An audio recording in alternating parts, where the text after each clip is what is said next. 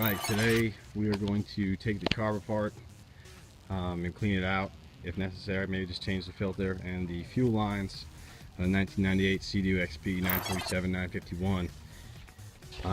This is it, just to show you. I'm not going to give you my whole VIN number, but it's a 98, as you can see, made in the second half of the year. And what that means is that it has a silver engine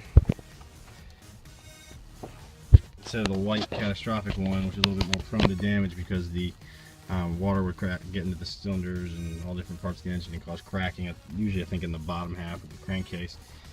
Either way, we're not going to worry about that because this one's in almost perfect condition. I just picked it up and it's been run on non-ethanol fuel. So what that means is that it still has these gray fuel lines, if I can find them for you. There you go. This gray line on the bottom here will corrode. It's from the Seadoo factory. It came like that. There's another one over here. They're all over the place. We got to change those out because otherwise the ethanol fuel degrades them, clogs the filters, and the carbs, which are down in here. I don't know if you can see them. And then if they get clogged, your engine's going to run lean, and lean and running engine can cause slowly burning of your cylinders, and your cylinders burning will obviously then completely blow your engine completely.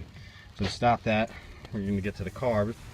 If it's been in salt water, the aluminum and the stainless steel can bond together and actually pretty much weld together, and you're not going to get it apart unless you have a really good solid connection, or you might even have to drill into it like I did many times with this one, which had been pretty much run like a dog. You got to take the air box out. The air box,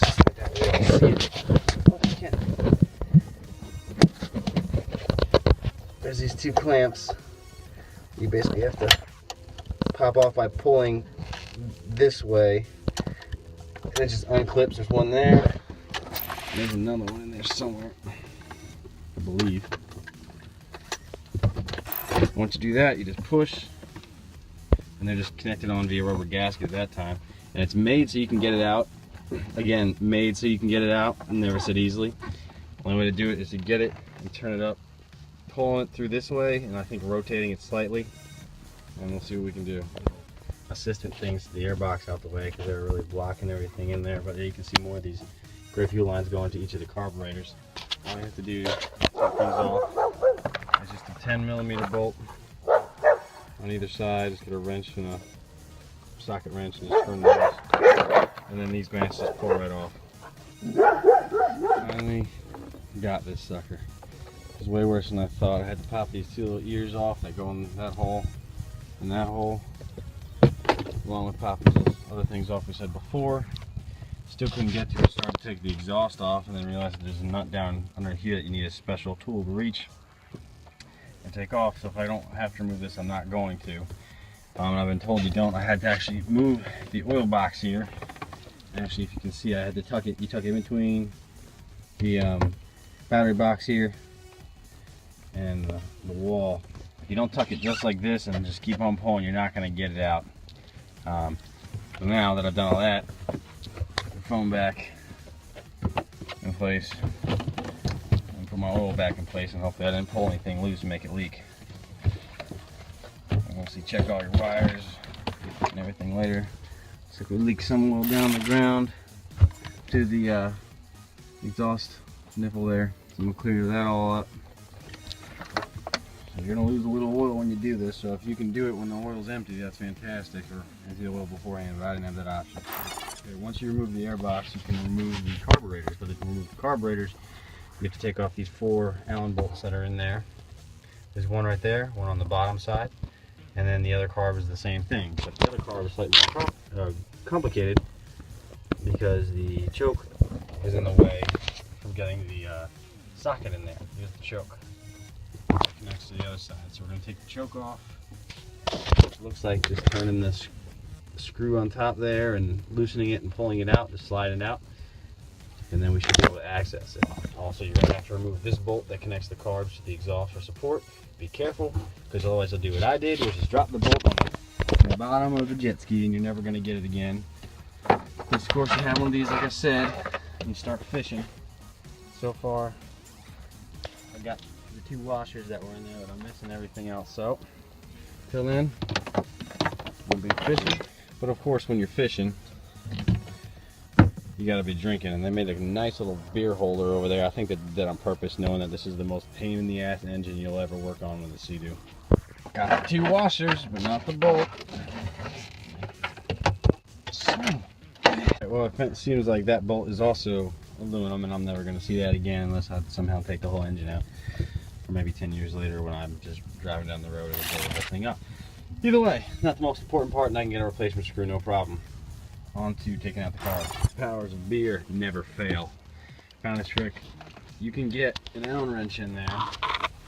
Obviously, just a normal one, not a socket wrench that you normally need. It's going right into that bolt. Problem is you'll never get enough torque on there. But you can get a pair of vice grips, locking vice grips. Get them down in here,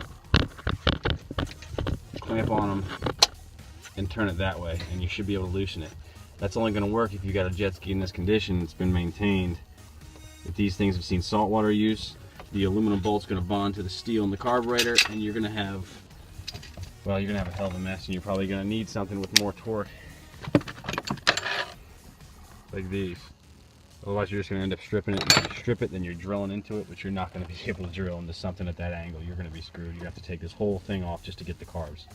It is freaking night outside, and I'm going to be out into this well into the night. All the carb bolts are loose, completely disconnected. You can probably see here. That one actually came out. The others don't want to come out. I think the washer's just barely not working, but it doesn't matter because they're not actually connected. I can just see down in there. It's still just touching, but I can pull it out, no problem. Biggest issue is now getting all these wires and everything disconnected. I was having a hesitation problem. I'd hit the gas hard and it would cut out, and I think it's because this cable down here was actually loose. I believe that's your pulse valve. What that does is basically helps the engine balance out throttle and let no throttle and everything like that. But either way, we need to replace this fuel line so nothing can get corroded in there.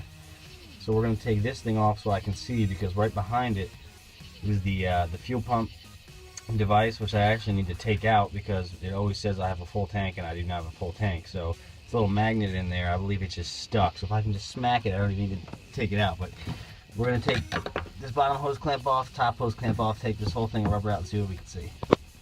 To the next issue.